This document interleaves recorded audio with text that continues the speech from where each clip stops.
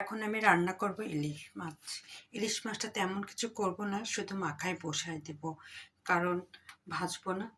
আমরা উত্তরবঙ্গের মাখায় ইলিশ মাছ রান্না করতে বেশি পছন্দ করি।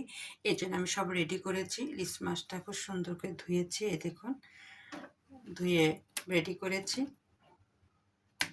আর তার সঙ্গে আমি যেমন মরিচ, হলুদ, লবণ, পেঁয়াজ আর একটু কাঁচামরিচ, এটা দিয়ে আমি মাছটা মাখায় বসাই দিব। সাদা তেল দেওয়া হয়েছে।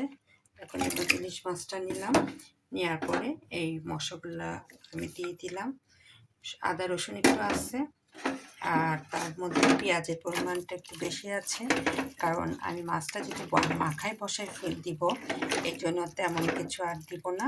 এখানে পেঁয়াজের পরিমাণটা অনেক বেশি আছে, আদা রসুন একটু আছে, হলুদ লবণ আছে, আর একটু কাঁচামরিচ আর সাদা তেল, এই দিয়ে আমি মাছটা মাখায় বসাই দিব।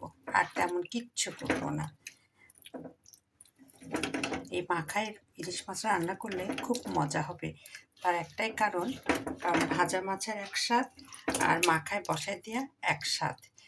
আর আমরা বেশিরভাগ ইলিশ মাছটা মানে মাখায় বসা দেওয়াতে বেশি পছন্দ করি খেতে। হ্যাঁ, ভাজিও আমরা, তবে ভাজার পরিমাণটা আমাদের অনেক কম। আমি শুধু পেঁয়াজ দিয়ে মাখায় দেখুন সুন্দর করে বসাই দিব।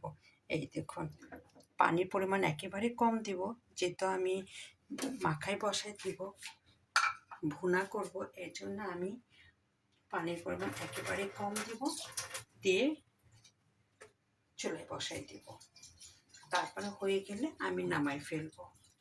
এতে মাছটা খেতে খুব ভালো লাগবে, কারণ মাখানো মাছটা বিশেষ করে উত্তরবঙ্গের মানুষটা খুব বেশি পছন্দ করে। ভাজা মাছ খুব কম খায়, তবে আমি ঢাকায় আসার পর থেকে আমার ছেলে ঢাকায় থাকার কারণে সে অলরেডি খুব ভাজা মাছ বেশি পছন্দ করে। তারপরেও ইলিশ মাছটা যদি মাখায় রান্না করে অবশ্যই পছন্দ করবে, কারণ ইলিশ মাছের ঝোল দিয়ে ভাত খেতে অনেক মজা লাগে। এই জন্য আমি এখন রান্না করব ইলিশ মাছ মাখায়। বেশি পানি দিব না, একেবারে কম পানি দিব। এই দেখুন,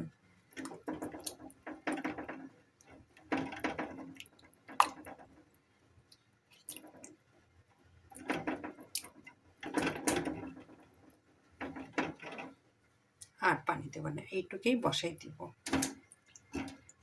এইটাতেই হতে যতটুকু লাগে ততটুকুই।